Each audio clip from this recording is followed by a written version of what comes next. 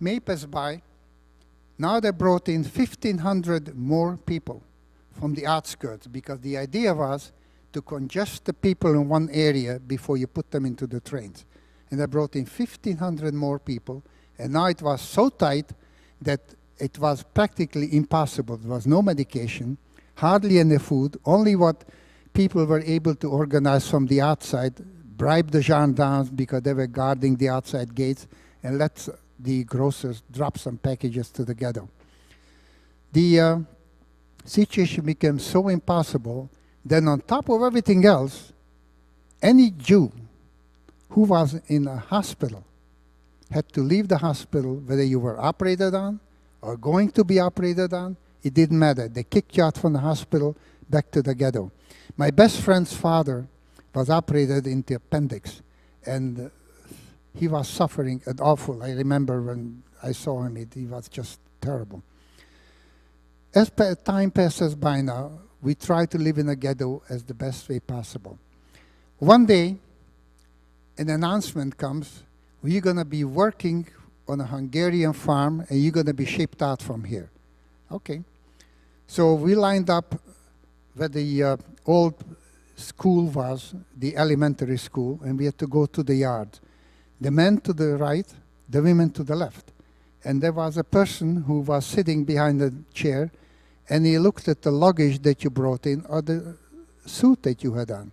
I remember I had an extra sweater. My mother knitted it, beige with red designs in it, and he wanted to grab it.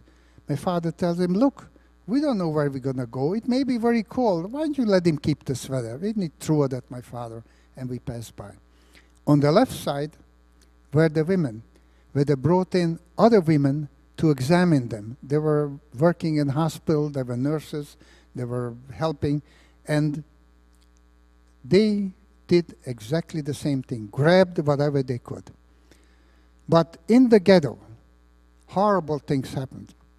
The Hungarian gendarmes came into the ghetto every day, went from place to place to place, and if they found anything extra, they took you into the police station and they beat you up so viciously that you came back practically as a cripple. You couldn't walk anymore.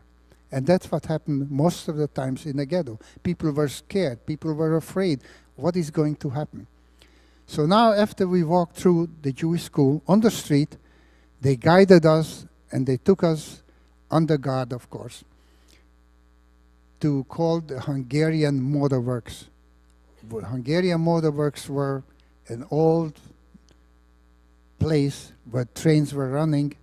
The buildings were dilapidated, practically falling apart, rats running all over. So most everybody slept on the outside. And every day, a Hungarian detective came with a list, started by ABC. He was reading out the list, about 15 people every day, and he took them into the police station. Let me tell you, these people came back horribly. They beat them on the palm of their hands with a lumberjack.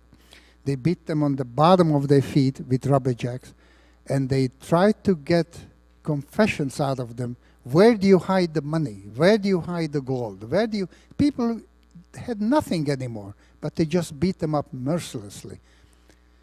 If that didn't help, they used electric wires attached to their bodies, and I tell you, it was an awful thing to see, to hear what these people told you.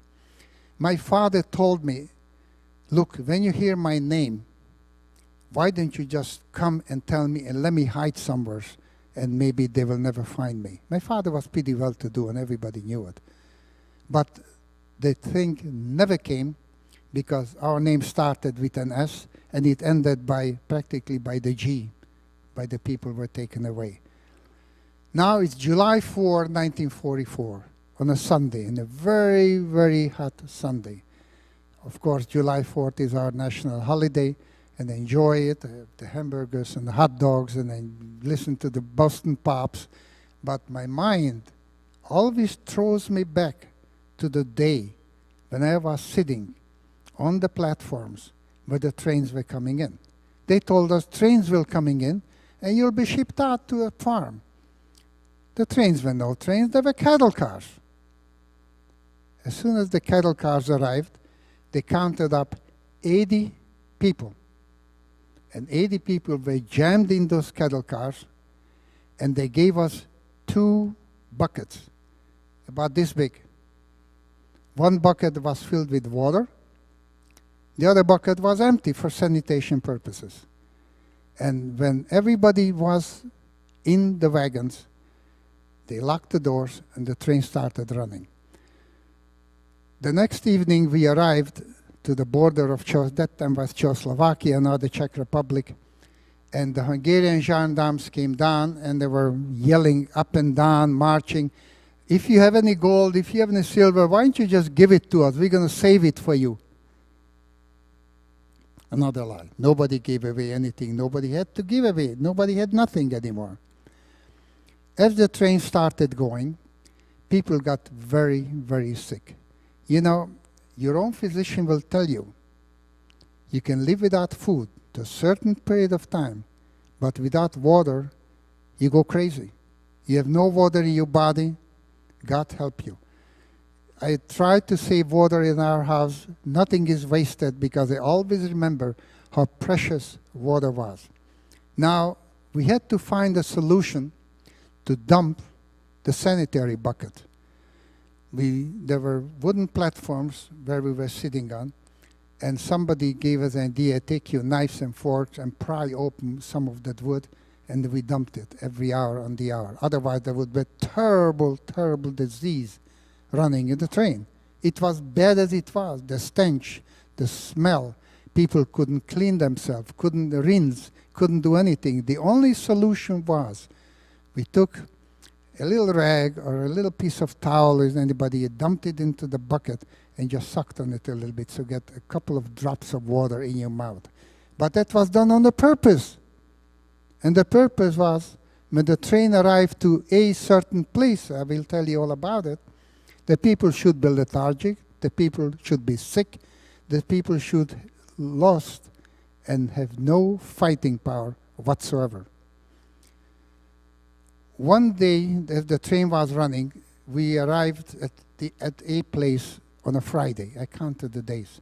But in the middle, they stopped somewhere in Poland, and the doors got open, and a German SS guard came over, one person out of the train to get some water. When the train took up the locomotive, the old steam locomotive, the water, we were able to get some water in the train.